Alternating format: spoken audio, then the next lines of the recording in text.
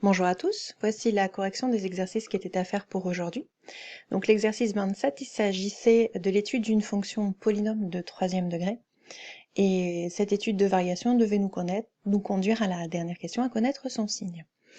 Donc première étape, on dit qu'elle est dérivable parce que c'est une fonction de polynôme. On calcule sa fonction dérivée. Sa fonction dérivée vous donnez ici un polynôme du second degré. Pour étudier le signe de la dérivée, on va calculer son discriminant.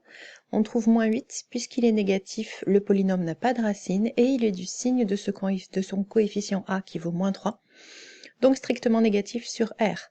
On en déduit que f' de x est strictement négative, et que f est donc strictement décroissante sur R. Deuxième question, calcul f de 3, on trouvait 0.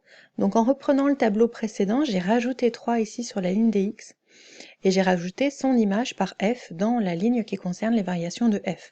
On peut donc observer grâce à ce 0 et aux variations de la fonction que de moins l'infini jusque 3 la fonction est positive puisqu'elle est au-dessus de 0, et de 3 jusque plus l'infini elle est négative puisqu'elle est en dessous de 0. Donc ça nous permet d'obtenir le signe de f de x.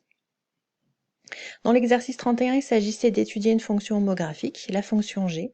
Première question, calculer g' et étudier son signe. Le signe, je l'ai étudié à la deuxième question, mais c'est pas bien grave. Donc pour calculer la dérivée de g, je rappelle que g, elle rentre dans les formules u sur v. J'ai défini u, v et j'ai calculé les deux dérivées. Ensuite, j'ai appliqué la formule. J'ai développé et réduit le numérateur. On a trouvé 12, mais pas du tout le dénominateur, puisque l'objectif maintenant est d'étudier le signe de g' de x. Donc j'ai mis une ligne pour le numérateur, une pour le dénominateur, et une ligne pour g' de x, le quotient des deux. 12 c'est une constante, c'est toujours positif. X plus 6 au carré, c'est toujours positif, et ça s'annule en x égale moins 6, mais moins 6 n'est pas dans l'ensemble de définition, donc on ne voit pas ce 0. Puisque g' est positive, g est strictement croissante, et il faut absolument calculer les images de moins 3 et de 2, ce que j'ai noté ici en dessous, et bien sûr on ne note que des valeurs exactes dans le tableau de variation. Dans les deux dernières questions, on vous demandait le maximum et le minimum de la fonction. Donc le minimum est ici, en x égale moins 3, il vaut moins 7 tiers, et le maximum en x égale 2 qui vaut 1. Donc là, c'était un cas un peu particulier que je voulais vous montrer.